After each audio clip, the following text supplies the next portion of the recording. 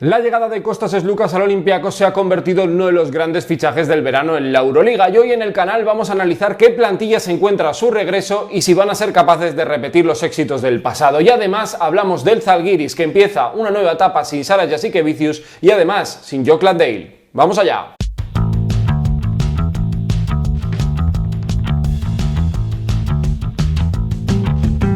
Muy buenas y bienvenidos a mi canal. Hablemos de básquet, hablemos de Euroliga y vamos a hablar hoy del mercado de fichajes, porque hoy os traigo un vídeo muy especial analizando la plantilla de Olympiacos y la de Zalgiris. Los dos equipos ya han confirmado sus jugadores de cara a la temporada que viene y, salvo sorpresas, estos son los jugadores que van a tener en el inicio de la temporada. Así que, como hicimos con CSKA y Milán, tenéis el vídeo por aquí arriba, así que si queréis echarle un vistazo, pues fenomenal. Nos vamos a ir situando y ubicando un poco. Así que vamos a aprovechar ese fichaje de Kostas Sloukas, pero antes de nada sí que te pido una cosa, que te suscribas por aquí abajo, porque el canal está creciendo una barbaridad y me tienes que acompañar en este viaje analizando toda la Euroliga y a partir de la semana que viene también de la NBA, porque ya se están disputando los primeros amistosos. Y por supuesto, al final del vídeo quiero que comentes sobre Zalgiris y sobre Olympiacos, que son dos proyectos muy interesantes y que nos han entretenido durante muchos años en la competición. Y vamos a empezar en primer lugar por este jugador de aquí atrás, Kostas Sloukas, que ha salido de Fenerbahce después de una etapa gloriosa. Él ya dijo al inicio incluso de la pandemia que él iba a seguir si seguía Zeljko, si no era muy difícil, se marchó Zeljko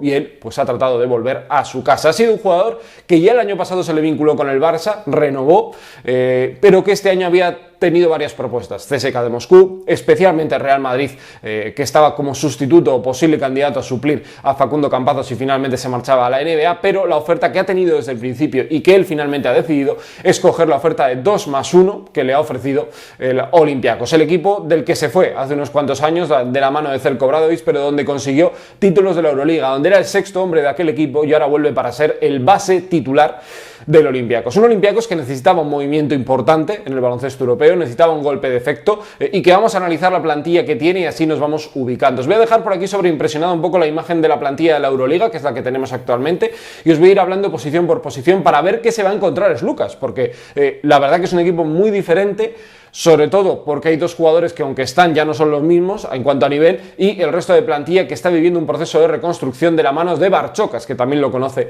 muy bien. Sloukas va a ser el base titular del equipo, eso no hay ningún tipo de duda, y se va a encontrar, bueno, pues bien acompañado, pero está claro que siendo el número uno en esa posición. Está con Iaris, con él, un base alto, potente, poderoso, bastante fuerte, que ocupa esa posición de playmaker. El año pasado ya tuvo varios partidos como titular y no está nada mal. La incorporación de Charles Jenkins, que no es un jugador que ilusione, pero que es un hombre experimentado en la Euroliga y que le aporta sobre todo mucha defensa y un buen complemento, también capaz de poder lanzar desde la larga distancia a Kostas Sloukas, que está claro que lo que este año va a ser, aunque es cierto que están Spanoulis y Príntesis, los dos renovados este año, y lo que será el futuro va a ser el jugador vertebral e importantísimo de este equipo, porque hemos hablado de los bases, pero es que el resto de equipo ha mutado un poco y creo que es interesante analizarlo.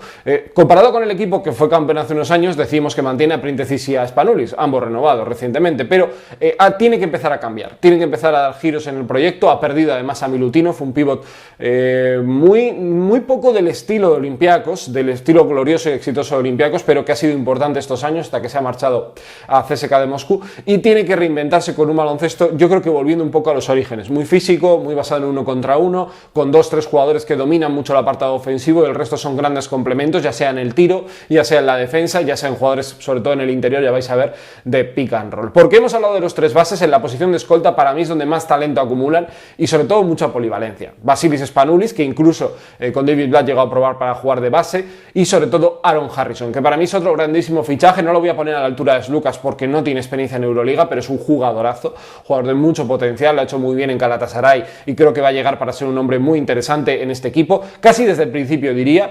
No descarto que puedan jugar Spanoulis Harrison, Harrison Sloukas, incluso un Harrison Spanoulis Sloukas, con un baloncesto muy pequeño, porque viendo un poco el potencial del equipo en la pintura, creo que el small ball puede ser una buena opción para Georgios Barchokas en este nuevo proyecto. Y en la posición de 3 aquí ha mantenido a dos jugadores de la pasada temporada. Zach McKissic, un jugador poderosísimo físicamente, que dentro de la locura de fichajes que hizo Olympiacos llegó en un momento clave. También Papanikolaou, que es otro clásico, con etapa en el Barça, etapa NBA, un jugador que es muy de grupo, muy de equipo, también de aquel Olympiacos campeón, que no ha dado todo lo que yo creo que pensábamos que podía dar, pero que es un muy buen complemento y un jugador bastante interesante. Charan Popoulos es otro jugador que está también ahí. También hay otros jugadores que pueden ir apareciendo apareciendo, pero yo creo que sobre todo esos tres, especialmente McKissic y Papanikolaou. Y el juego interior es donde ha sufrido varios cambios, sobre todo en la posición de 5. Printeci sigue como sabíamos, Besenkov ha renovado, también ex del Barça, un especialista en el tiro que ha jugado de 3 muchos momentos de la temporada pasada. Veremos si utiliza ese recurso o se queda como el 4 suplente que todos esperamos. Es un gran anotador, un agujero en defensa, porque no es un jugador que esté muy atento, se despista mucho. Físicamente yo creo que tampoco es muy poderoso para esa posición de 4, pero el gran salto de calidad llega con la incorporación de Livio Jean-Charles, un jugador especialista en la defensa directamente desde las Asbel, un jugador muy completo, muy de grupo, jugador muy bueno en la defensa en ayudas, bastante bueno en defensa individual.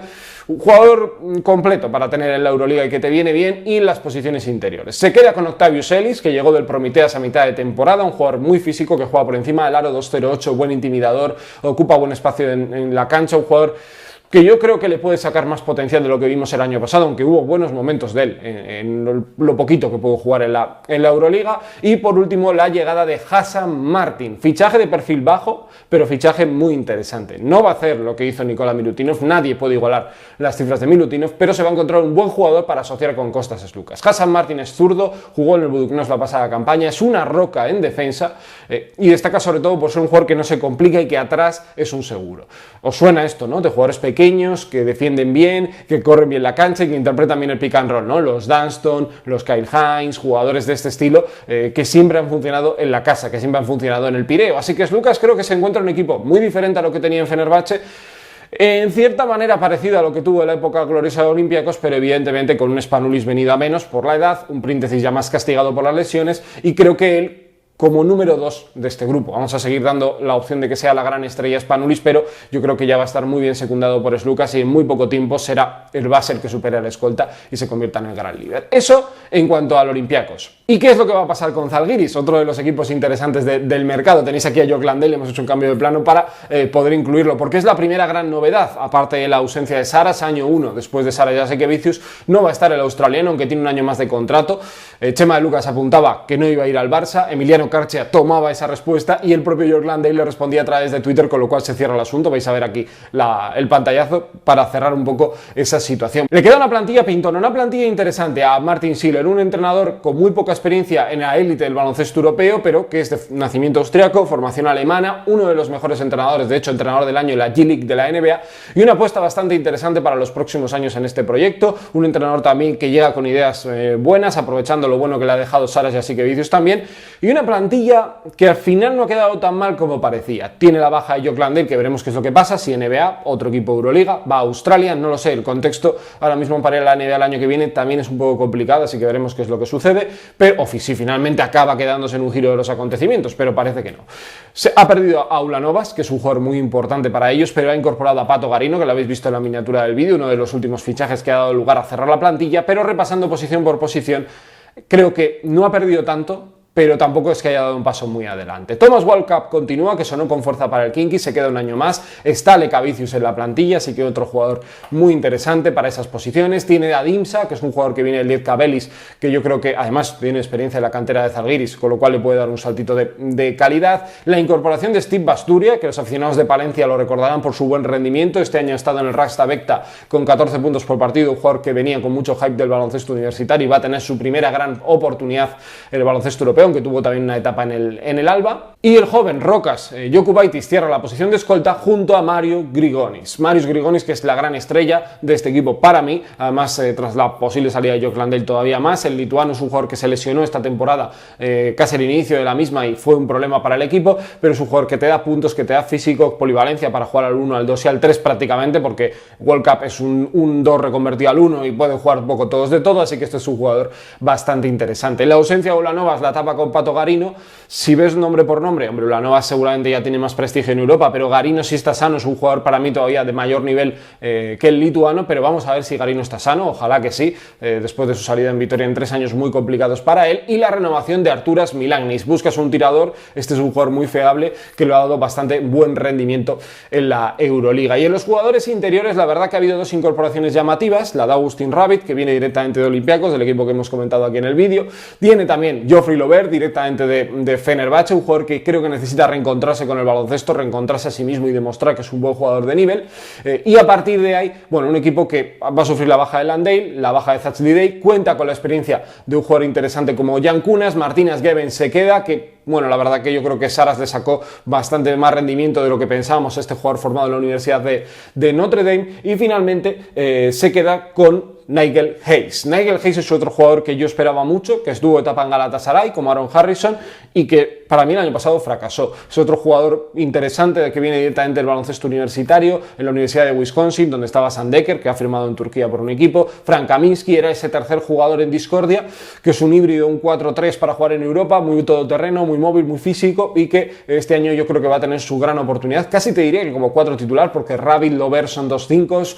Creo que va a ser su momento. Entre Yankunas y él van a tener que hacer una buena posición de 4, si no apuestan por un small ball, aunque han perdido Ulanovas, que les funcionaba muchas veces en esa posición de falso 4 para jugar un par de minutitos por partido. Así que plantilla interesante la que se le ha quedado a Zalgiris, y ahora es vuestro momento para comentar la de Olympiacos, la llegada de Lucas, lo de Zalgiris. Creo que es un vídeo interesante para ponernos un poco en contexto de cómo se están construyendo los equipos de la Euroliga, y cuando se vayan cerrando más plantillas, si os guste, le dais al like, haremos muchos más vídeos de este estilo. Así que nos vemos en el próximo vídeo. Hasta la próxima, adiós.